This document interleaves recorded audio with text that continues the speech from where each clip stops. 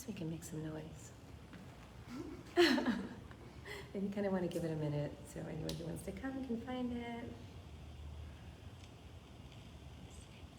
Wow, okay. Oh, good idea.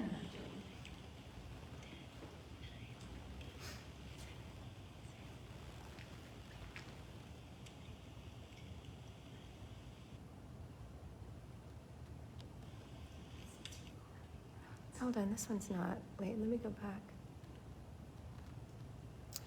Hold on. I don't think the Instagram's working. Let me try it again. Let me try it again. Yeah, okay. Let me go. Oh, this is good. Okay, ready? Yeah, let's start again. I don't see it on my phone.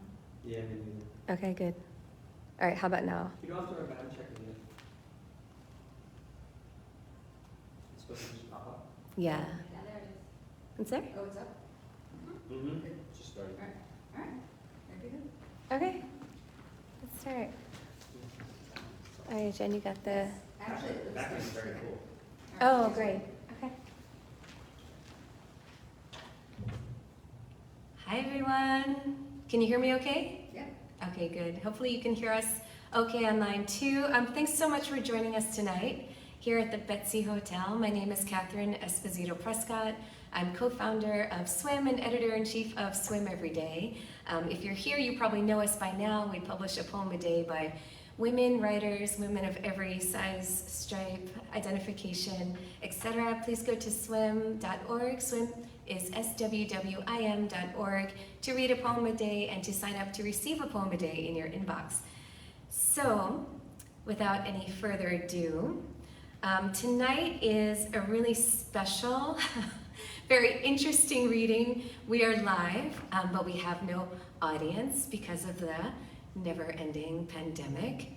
And you just have to laugh, right? It's a testament to our tenacity as writers, as poets, as proponents of the arts that we are here.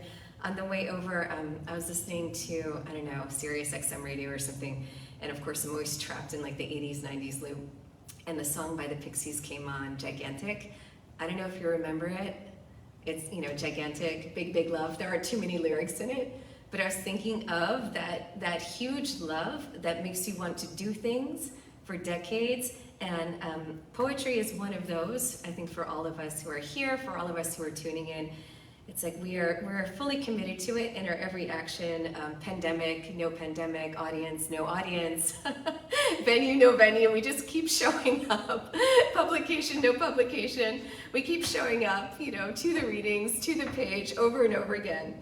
So with that in mind, it brings me great, great pleasure to introduce to you tonight Heidi Seiborn and Ana Maria Caballero. They're here to share their work with you, and as usual, I'll introduce them right off the bat, and then they'll follow each other up here at the podium. And we're going to clap extra loudly, all 5 of us here. And hopefully you'll join in and give us a little, you know, a little wave or a little clap from home so we can share that love with the poets who are here despite every odd. So first up will be our local poet, Ana Maria Caballero. Ana is a first-generation Colombian-American poet. Her work has won multiple awards, including the Beverly International Prize and Colombia's Jose Manuel Arango Poetry Prize. She's been a finalist for the Academy of American Poets Prize, Plowshares Emerging Writers Contest, and the Essay Press Book Prize, among others. Her poems as digital art were shown at Dreamverse 2021 and were awarded a Sevens Foundation grant. Our second poet tonight, our visiting writer, is Heidi Seiborn. Heidi is a poet, essayist, and editor. She's the author of An Insomniac Slumber Party with Marilyn Monroe, Give a Girl Chaos, Bite Marks, and Once a Diva. Recent work appears in Beloit Poetry Journal, Copper Nickel, Cortland Review, the Financial Times of London, Iron Horse Review, Missouri Review, The Offing, The Slowdown, Swim Every Day, and The Washington Post. Heidi is the executive editor of the Adroit Journal and holds an MFA in poetry from NYU. She's currently working on a memoir about her 20s in Silicon Valley, upstart, and a third collection of poetry. You may visit the writers at their respective websites, which are, not to get so meta, but they're on our website under readings and events. So please check them out, check out their work, and support them. Please join me in welcoming Ana Maria Caballero.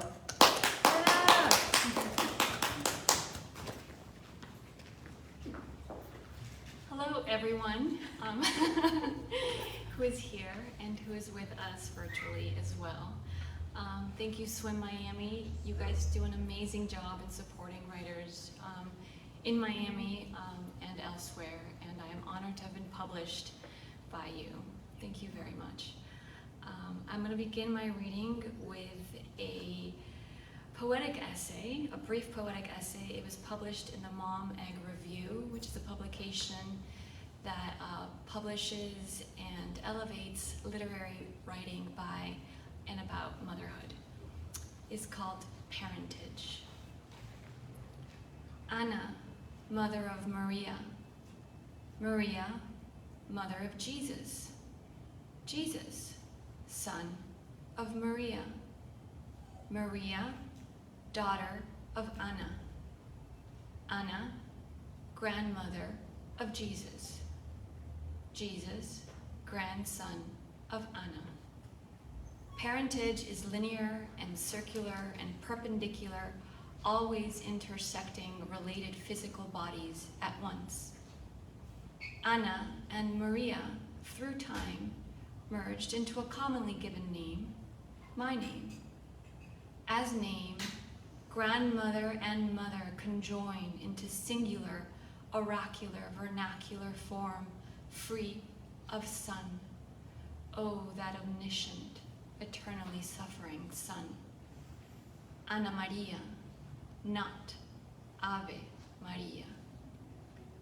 In Spanish, grandmother does not translate into gran madre, not grand cognate idiom of mother, but a construct all its own, exact. Abuela. My abuelas are Estela and Lucia. Lucia, Lula, died at age 102 and ran a dairy farm on the outskirts of Bogota until shortly before she passed. Estela, Estelita, whose name traced to source means star, still drives and lies about her age.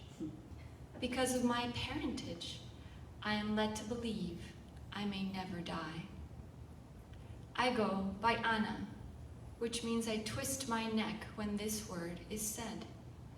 Ana. Ana built of 2 A's, 1 N. Latin Ana. Nothing eternally suffering about the uttering of this name. The compound name Ana Maria, too much toil in your mouth, my mouth, too beholden to mother, my mother, to lineage. You see, my mother's name is Ana Maria too, specifically Ana Maria de la Auxiliadora. The name Estela. Estelita promised the Virgin Mary to give her 4th child if it was born a girl after she pushed out 3 live boys. Ave Maria, the Virgin delivered. Auxilio means help, the exclamation necessary to translation. Help, help me, Virgin, Virgencita, send me a girl.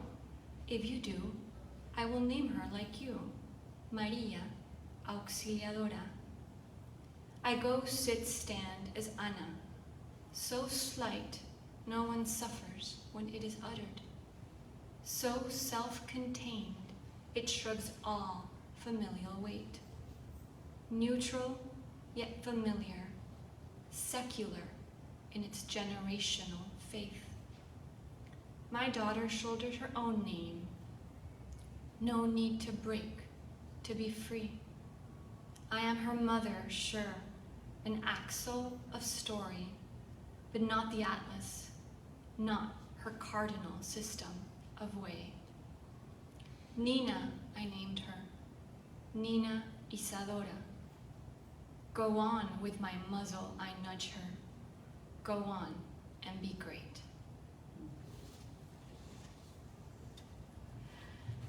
Now I'd like to read a piece, the one that won the Sevens Foundation Times Playboy grant. And this is actually published as a digital work of art, also known as, by some as an NFT, a non-fungible token.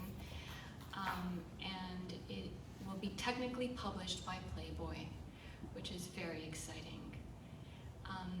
This piece is called Vasectomy, an incision in parts, and it is dedicated to my friend, Maria Mejia. It appropriates, I will give a little bit of background, this piece appropriates the scientific method that we were all taught in high school, the 10-part scientific method, and applies it to methods of birth control and reproduction, which are very messy, anything but contained in 10 steps. Vasectomy, an incision in parts. 1. Perform objective observation. I swallow birth control pills for 17 years until one day my body tells me to stop. I swear it spoke. It begged me, enough. I deliver our firstborn son alone via emergency C-section in a glacial operating room after his heart rate drops during induced contractions of labor. I breastfeed our insatiable boy despite torn areolas and a nipple stone, like a kidney stone, so. Another cesarean to birth our girl, then months hunched over as wet nurse. For 5 years, I ask patiently, incessantly, love, go get it done. He says, why should I put my body through that when condoms work fine? 12 years of marriage, 5 years of courtship, and here I am, freezing mid-coitus for latex, inspecting post-coitus, the rubber. He, almost 50, I, almost 40, both of us still laden with dreams. Methodically, we do not want more kids. 2. Ask questions. If the condom rips, below are the possible outcomes to this. Morning after pill, whereby I dial the doctor, I haul to a pharmacy, I gulp hormones, I put my body through that. A child. Of course, we will love the cute little baby, but what happens at night when it needs to eat and my husband believes he can sleep? An abortion. An abortion. 3. Construct a hypothesis. All of the above outcomes eventually lead to this. I demolish my husband. Because he responds in kind, in due course, he will wreck me back. The end. The 2 kids we cherish, our marriage with its professional sex, and look at us every day, better friends. All of it ends. 4. Test the predictions. I sit him down, sketch out the end using paper and pen. Inside my head, I encounter Lysistrata. So I say, no sex until snip, snip. After 3 weeks, he gets the gist. Finally goes to the urologist. 5. Is the experiment working? 4 years ago, he had a testicular infection. Since then, maybe 3 times, he suffered a bit of bother down there. The urologist decrees a chronic condition, scribbles a note my husband brings home. Not advisable to make an incision. 6. Troubleshoot procedure. I convey my findings to my colleague Maria, who provides key insight. Before my second C-section, my husband told my male gyno, "Can you tie her tubes when you slice her?" But Maria, doesn't that make recovery much more painful? Have you ever seen a man not have a woman take the hit for a man? Suck it up. Secure your reproduction. What about that hormone-free copper T that is pushed into the uterus? 7. Analyze. I want to stay married to the same man. Condoms are depressing. Holy shit, no more kids. I get the gist. I call my gynecologist. 8. Use experimental data as background for new procedure. On the day the copper apparatus is inserted, I say, "Hun, don't forget my appointment today." "Wait," he moans, "you want me to go?" "It's in your calendar," I affirm. "The procedure will hurt." "Oh, but I have a call." The first period after insertion, I bleed streams for 10 days. In the bathroom, I point to the torrent of red. "Jesus," he cries. "The internet said this might happen," I groan. "Oh, so it's normal," he sighs. I experiment with observable non-reaction in favor of result-based results. 9. Draw conclusions. I need to bleed through a maxi tampon if I want to control my outcome. 10. Report findings. I cold store every implicit word within the scientific body of this poem, which one day will land unapologetic as consequence upon his hairy, heterosexual hand.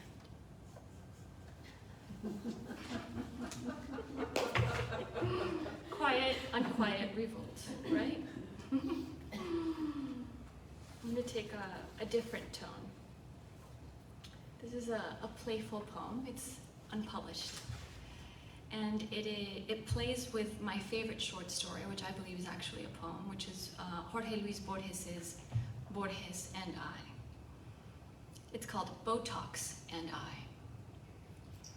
Besides, I am destined to perish, definitively, and only some instant of myself can survive in him. Jorge Luis Borges. I am sorry, I tell Ana, each time I inject Botox into Ana's face. I try to explain. I am a straight, first-generation Colombiana who succumbed to adolescence and young adulthood in Greater Miami y sus playas. How else was I supposed to turn out? But Ana won't chat when she's pissed. Still, I keep up the act. I make rules. For one, I never tell Ana what a session costs. She can guess, of course. She sees me mull, then hurriedly sign the expense. And once I'm in the chair, Ana hears me say, just enough to soften my age. Ana rolls our mind's eye. She insists I'm bookish and should be above this. I shrug because I've tried, but I have such an uneven relationship with materiality, for which I can only blame Ana for not being more dependably in tune with our soul. It's certainly not from my lack of trying, lack of my quiet, that Ana remains unlinked. I sit still and breathe, and sure, there are instants of sync, but mostly I listen to Ana think. Just now, Ana went on and on about how our husband quitting drink is the best thing that's happened to her. Because he doesn't drink, we don't drink. Before dawn, Ana now rises like Diana, crisp as a maiden, primed as a hunter, ready to spear the keyboard with her fingers. To be honest, I let Anna nerd out into myth because it allowed me to slip in this. What's the difference between quitting drink and immobilizing skin? Aren't they that same desire to stay fit? You're the one who said awareness of mortality brings good things, that if not for transience, nothing solid would ever get written, painted, built. I stopped my rant because Anna is gone. She simply took off. By now, smart girl, she knows better than to argue with a cheat. Going? Yeah, keep going. Okay. I guess I have two more. This next one is called Room, and it was recently published in the Portland Review. Room. I am a different woman in every room. In the kitchen, efficient, operative as fork. Quiet in the bedroom, tiptoe to avoid discourse. The weight of telling you nothing happened, we pass through. In the bathroom, confessional, bulk I need help to sustain. Thoughts bend into curve, hungry as the dip that concludes my spine. The volume of forward, of woman who stays. In the nursery, nostalgic, I summon the past, a love of distant animals, whales. I recall a birth in the city, but corridors and orbits circle me further, back to a village fit for a child, to music recitals where grandmothers pace with wet hair, and always a radiola wails Argentine protest songs. In the living room, watchful. Caution girdles my methods. I observe the strawberry I drop on the floor, upon which another might slip. Everything feels like hardwood. Parked in the driveway, generous. I prepare the wits and gifts to present.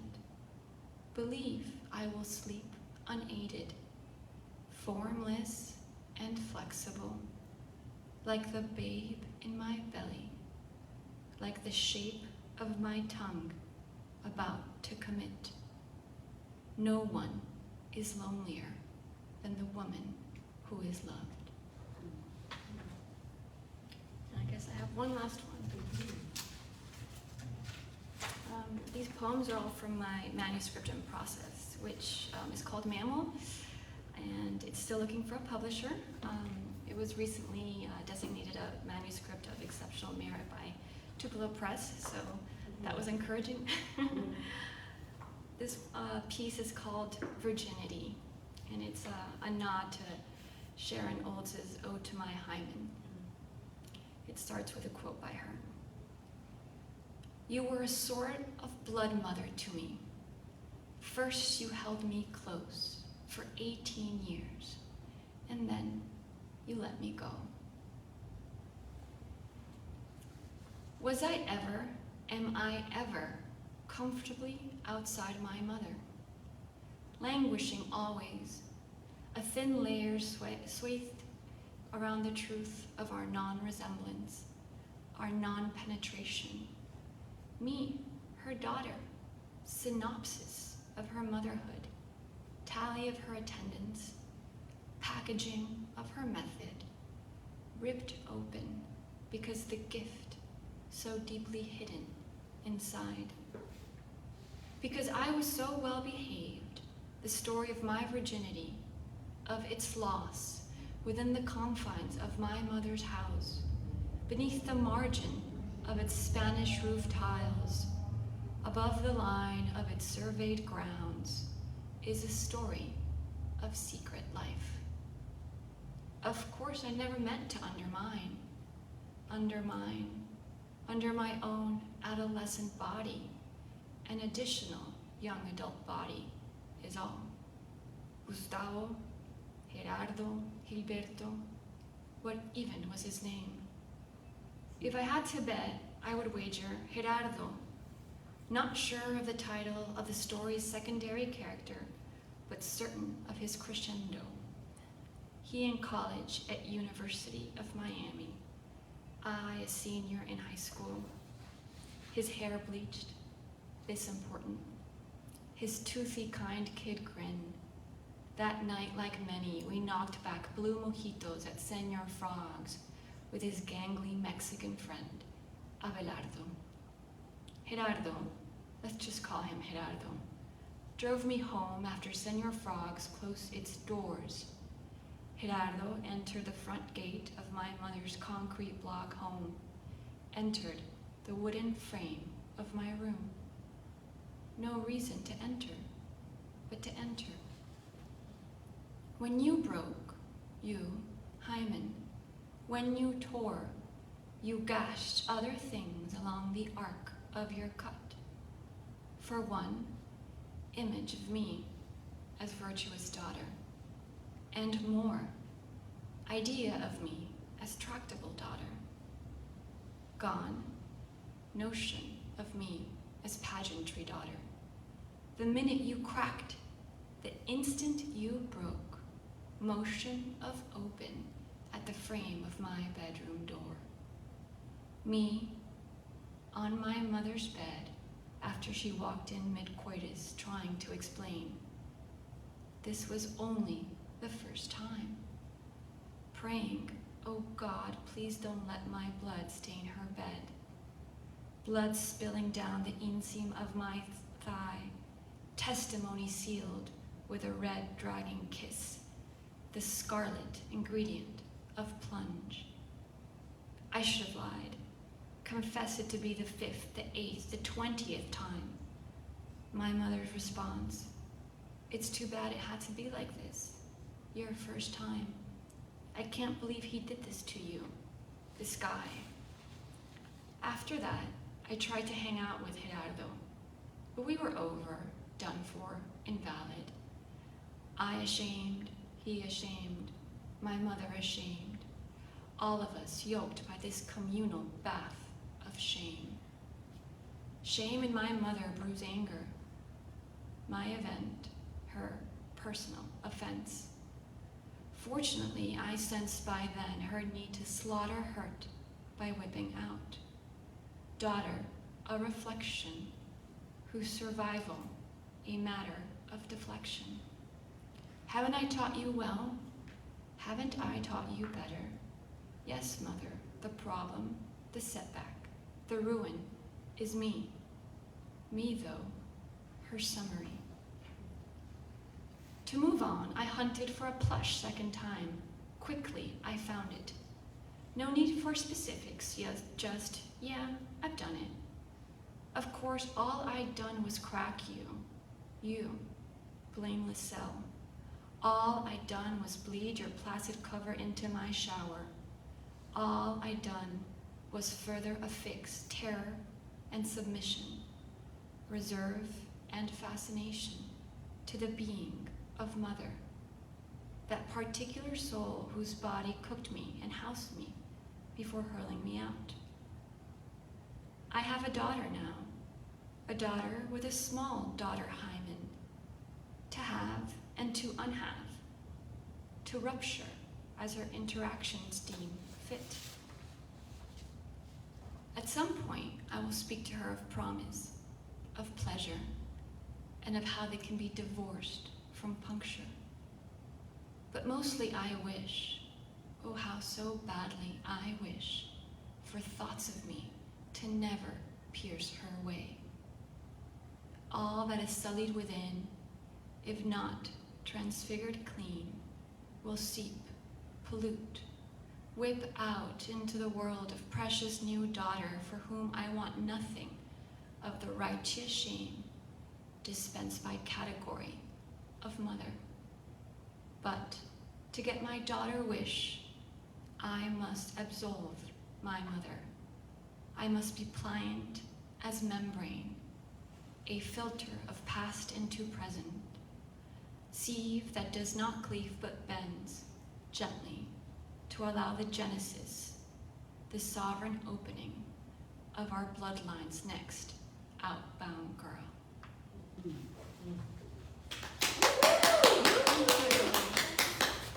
Thank you so much.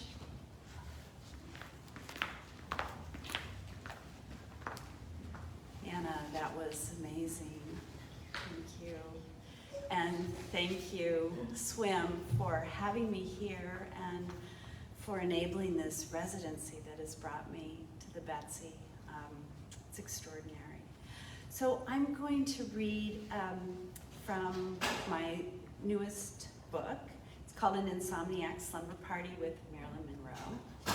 And I describe it as a middle of the night conversation between two insomniacs. One of them is Marilyn Monroe, and the other is the speaker, who's a version of the poet, who's a version of me.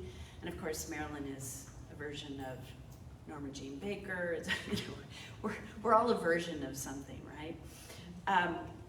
So I'm going to read a few poems from this collection and then some new work. And I'm going to start with a poem that Swim graciously published. It's called "Oh Breasts." Oh, fat and dumb and white.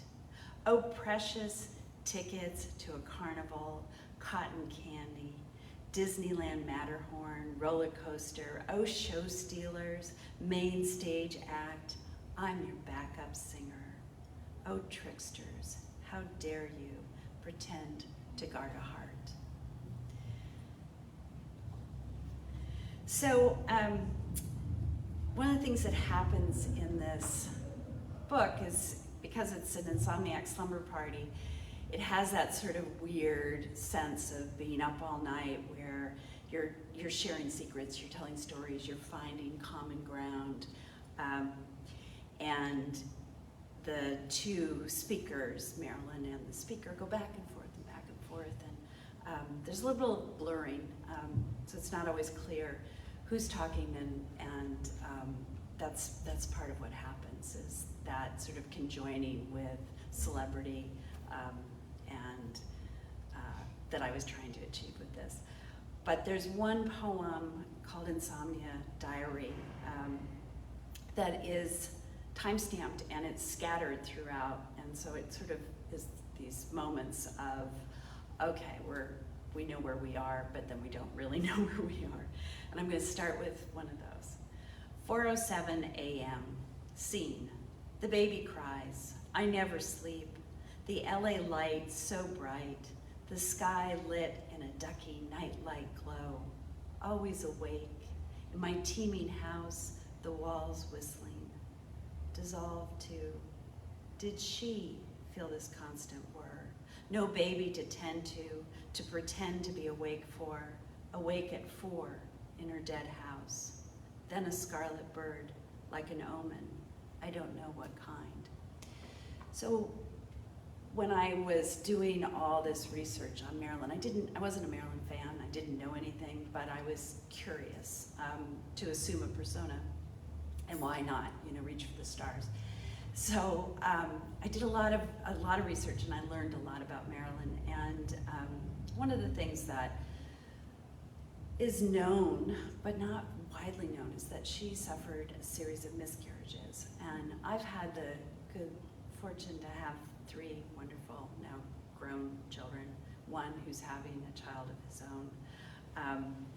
And so this series, which I actually haven't ever read out loud as I've toured this book, is about her miscarriages. The next poem is a poem that is a collage of a poem that Marilyn wrote when she had traveled to Surrey, England, outside of London, to make The Prince and the Showgirl. And it was right after she married, like days after she married Arthur Miller. The two of them traveled there. They're living in a house while she's filming. And I came across a poem that she had written on the stationery from that house. And I came across an interview that a maid who had taken care of them had written about that time. And so this is, it sort of flips line to line between what the maid wrote and saw and what Marilyn wrote in her poem. What the maid witnessed. Mrs. Miller, alone at the kitchen table, writing a cup of tea.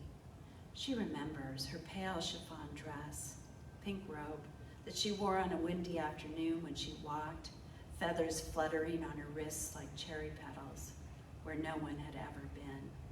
Fingers curl a pencil, her clear-eyed baby who lived to die, hair the color of her milky tea. The woman stares, confetti of tears, and stares in space. And the next poem was also published by Swim, thank you.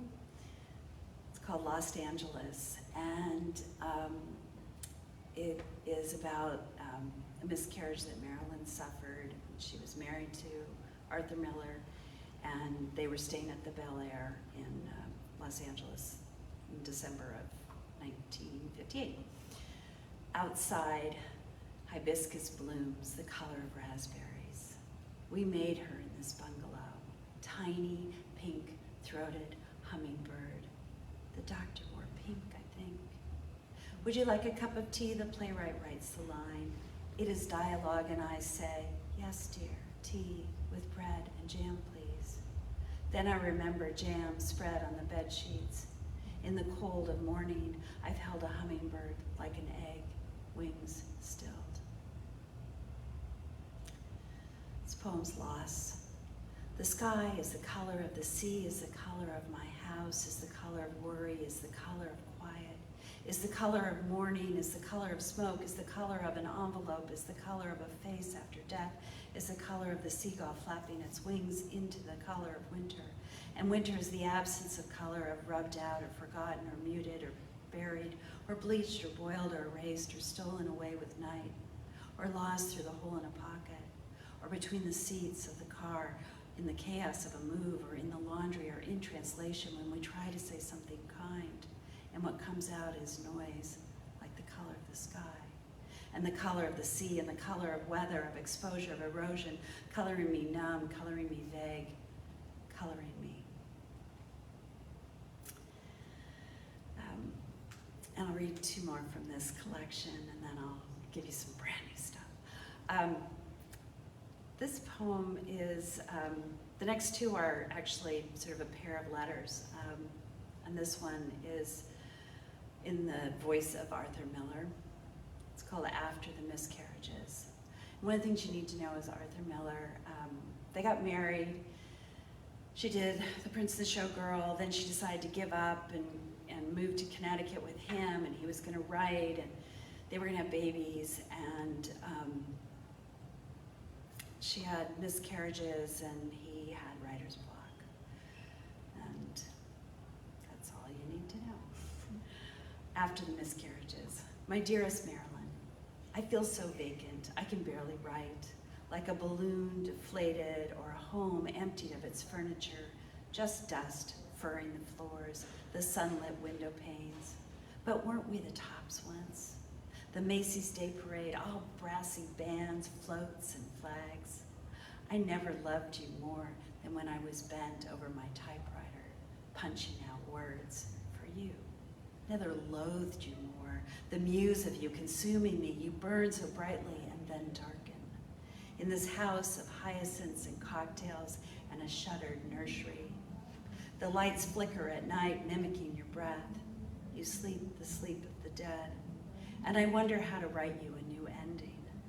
I wonder how to write anything at all as paper blackens to ash, crumples to cinders, then levitates in the smoke of the chimney. Love art. And at the end of their marriage, which happened during the filming of The Misfits, which was a film that Arthur Miller wrote for Marilyn. But by the time it went into shooting, things had gotten pretty bad between the two of them. So this is called Postcard from Reno. Dear Art, there is no beauty in this land, dirt and sky, Nothing in between, just a thin line, a demarcation of heaven and earth.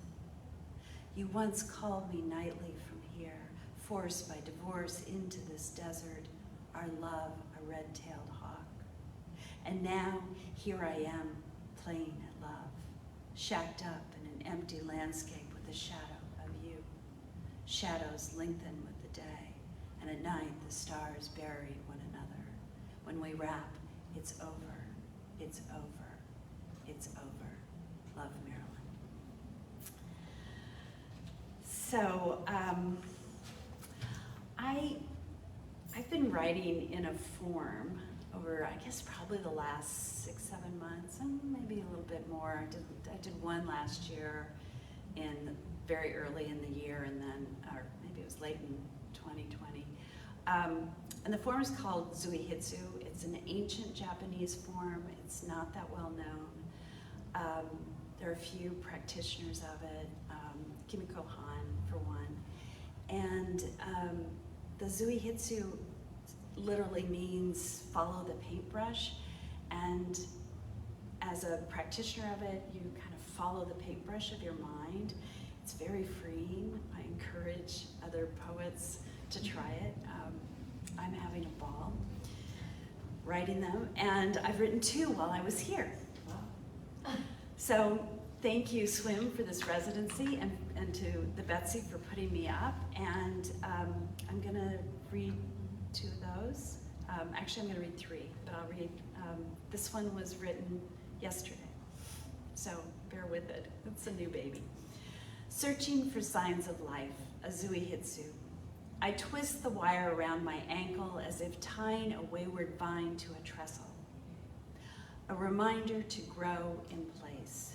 Even now, in the sluggish hours, I eye the falling light as horizon, and when the moon clicks into the night sky, I hear it calling. We are returning to the moon, according to NASA. We've been missing her, or she's been missing us. I text my friend Linda. We've lost touch. I am worried, dark side of the moon kind of worried. She texts back. We make space on our calendars for next Tuesday. She puts a star next to the time. If someone knocked on your door first with a spacesuit, would you follow? What limits the liminal? I balance on the white picket fence my love built, dip my feet, spin, and leap like a gymnast. I am practiced. Above me, the crows perch on the telephone wire. No one uses landlines anymore. We are all relics of a recent past. I've given up running for bar class, planted and planked, waiting to be plucked and stewed, waiting to be picked out of a lineup for a moon mission. I am learning patience and yearning. I have circled the earth of my midlife crisis. From far away, it looks so peaceful and blue. Somewhere down there is a ship. My mother walks in circles on its deck as it lays anchored in the blue. She says she is contemplating the rest of her life. On Google Earth, I drop in on my children. At One Sons, I see the blue Subaru parked in the driveway. Within, they are growing a baby. She is tethered by umbilical as she floats in the space of my daughter-in-law. I am contemplating the rest of her life. At another Son's, I see the sea restless on the continental edges. He wrestles the contours of a new geography. I am a visitor. Even my daughter's dog looks up from the backyard, barks at my strangeness. When you fly from Seattle to Miami in the winter, the land below is a mirror of the sky. Striations of frozen clouds and stilled blue. This is to say, I escaped. This is to say, I need to feel the earth when the next space mission lifts off, to feel the vibrations of my granddaughter's heartbeat. The full wolf moon enters Cancer next Monday. Expect emotional havoc. When the harvest moon rises next September, hungry and howling like a baby, I will twine wire into antennae and listen for signs of life. Okay, that was yesterday, and this is today. I don't think it has a title yet, but We are reading here in the gallery at the Betsy, and there is a photograph on another wall, not behind me, but there's a photograph on another wall that inspired this Zuihitsu. And the photograph is called Vessel, and it's from the African Victorian series by photographer Tamara Kadita. And I encourage, you can go onto the Betsy website and you can see it, and it's amazing, amazing. So this is tentatively titled A Zuihitsu from South Beach, after Vessel from the African Victorian series by photographer Tamara Kadita. To write this, I must look away, look elsewhere.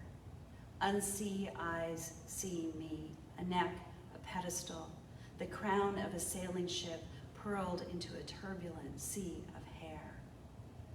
I carry my iced latte past the shush of the espresso machine and out of the art gallery toward the Atlantic, glistening aquamarine until it falls into the infinity pool of the horizon. On shore, the sea kicks up its skirts, layers of tulle and lace crash, then dash away, leaving a scalloped residue of shell shards and coral like baby teeth. Only a lonely cruise ship blots the horizon. I think of its cargo, the oiled and sequined women sailing to the Caribbean islands. Between 1626 and 1875, hundreds of thousands of enslaved Africans crossed the Atlantic to arrive in America as enchained, caged cargo. The Victoria woman wore a cage crinoline made of flexible, sprung steel rings beneath her dress to give her an hourglass figure. I'm sure you've heard the saying, women are slaves to fashion. The yoke of a high heel, a corset, a bra. But I think of Beyonce prowling the stage, turning tyranny into triumph, a tiara. And now the shipwreck of Marie Antoinette's coiffure à la belle poule on an African woman. I've read that nearly 10,000 slave ships were lost at sea. I feel the churn of the Atlantic on my legs, the grip of undertow, my body a vessel. What do I carry? A woman runs past me, a sea of braids weighted with purple beads down her back, and on her head, a top knot like a ship. And I'll read one more. A lot of the Zuihitsus are inspired, like the one I just read, by artwork. So they're sort of Zuihitsu ekphrastic, which means they're after another work of art. They're a bit collagey. They're kind of like, I'm going for it. I'm doing all sorts of crazy things that you can with words, and I'm having a ball. So thank you so much for coming out tonight and for giving me this opportunity to write and to read. Zuihitsu after viewing Picasso's Les Demoiselles d'Avignon, 1971. The new law in Texas bans abortions after 6 weeks of pregnancy, before most women even know they are pregnant. Sometimes what we don't know can hurt us. The fix is in. Fixed into someone's version of a still life. Gaze at the fruit at Les Demoiselles' feet. Grapes and a peach, perhaps. Maybe it's a pence, so sweet, a 17 on the sugar scale. At 17, we are fizzy, furred. God, we are glorious. The temperature purring as we pose our geometric equation of breasts and thighs on beach towels. Tan bodies queuing in the loo, fixing hair, unaware the line of our mouths will be painted shut. Picasso claimed, for me, there are only two kinds of women, goddesses and doormats. I imagine his boots, muddied with marl, the limestone so productive for the vines. Because it failed to rain this summer, the wine harvest promises to be especially good. Even as I write this, the crush of grapes is taking place, fruit at its most potent, plump, staked, reduced, cast, and left to ferment. In the renovated MoMA in New York, room after room of Picassos, We are masked, his women and me, our eyes sutured into the past. I have a habit of looking over my shoulder for the future. I was not yet 17 when Roe v. Wade became law, had just begun to find the contours of my body, a body already lost to rape. The Texas law makes no exception for rape or incest. When he was 61, Picasso declared, "Women are machines for suffering," to Françoise Gillot, his 21-year-old mistress. The women's suffrage movement had won the right to vote when Gillot was just an infant, a baby watercolored by her mother, an artist, hoping to hold still a life that she knew would escape the frame. Last week, I took a photo of the bowl of fruit in my kitchen, the cutting board with a sliced peach, dahlias from my garden in a French milk pitcher, then posted it on Instagram with the caption, "Still life at the end of summer." I think of how a peach softens under the knife, how Catherine wrote of driving all the way to Yakima in search of the Pence peach in her poem, Idée fixe. For me, that poem is about freedom. Thank you so much. Woo! Thank you so much, Heidi. Thank you so much, Anna. That was phenomenal. Let's give them another round of applause. Virtual applause, real applause. I know, I feel like, okay, poets, any poets who are tuning in, you have some assignments. I want everyone to write a zuihitsu, did I say it correctly? and a poem that uses the scientific method as form. And I hope that our submittable is crowded next week with your experiments. So thank you so much for joining us. Thanks so much for tuning in. Thank you so much to the swim team for their dedication and for always showing up. And thank you to the Betsy which has prevailed despite every obstacle. Nothing will prevent them from supporting the literary arts. So thank you so much. We love you. Have a great night. Stay healthy, everyone. We'll see you again next month, hopefully in person, for sure online. Bye.